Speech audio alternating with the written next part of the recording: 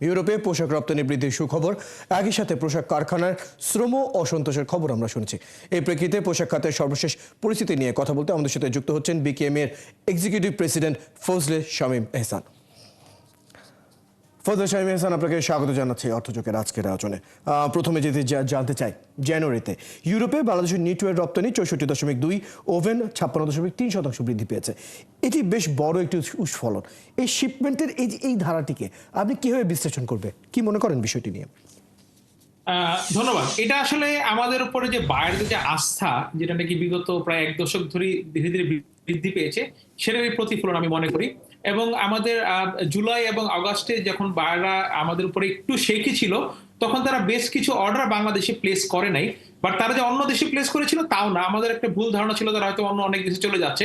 কিন্তু আমরা যেটা পরে বুঝতে পেরেছি, তারা এটা আসলে অন্য দেশে দেয় নাই, 1-2 মাস পরে আমাদেরকে তারা অর্ডারগুলো দেয় এবং তারা খুব জলদি শিপমেন্টের জন্য আমাদেরকে প্রেসার দেয়। এবং আমরাও সেই অনুযায়ী অ্যাক্ট করে আমাদের যে রপ্তানিটা আমরা আসলে ধরে রাখতে পেরেছি। এটা আসলে আমাদের শ্রমিক, কর্মচারী, কর্মকর্তা এবং মালিক প্রত্যেকের উপরে বায়ারদের যে একটা আস্থা, সেটারই প্রতিফলন বলে আমি মনে করি। এবং এইটা আসলে কন্টিনিউ হবে। এই এই এই আমাদের যে এক্সপোর্টের যে ভালো একটা ধারাতে আমরা সূচনা করেছি, এইটা যদি আন্তর্জাতিক কোনো ষড়যন্ত্র বা আন্তর্জাতিক কোনো দুর্ঘটনা না ঘটে, তাহলে এটা এই বছর কন্টিনিউ হবে বলে আমার বিশ্বাস। আমরা তো ইতিমধ্যে একটি ভালো খবর তো পেয়েছি, যেখানে আমরা প্রথমেই সেই বিষয়টি আসলে রেখেছিলাম, আমাদের যে রপ্তানি প্রসঙ্গ।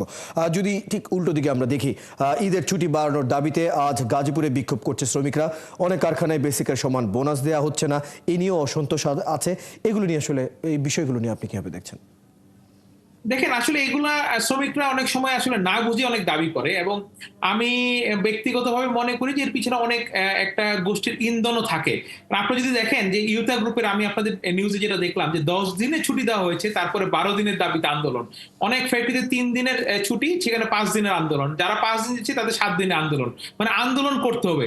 এখন 10 দিন ছুটি দেওয়ার পরে 12 দিনের জন্য আন্দোলন, এটা কি কোনো যৌক্তিক আন্দোলন কিনা? যে একটা ফ্যাক্টরিতে 12 দিন কাজ হবে না একটা মাসে, তো এই ফ্যাক্টরি বেতন দিবে কোত্থেকে, বোনাস দিবে কোত্থেকে, তাদের অন্যান্য খরচের টাকা আনবে কোত্থেকে? তো এইটা তো আসলে যৌক্তিক না দাবিটা।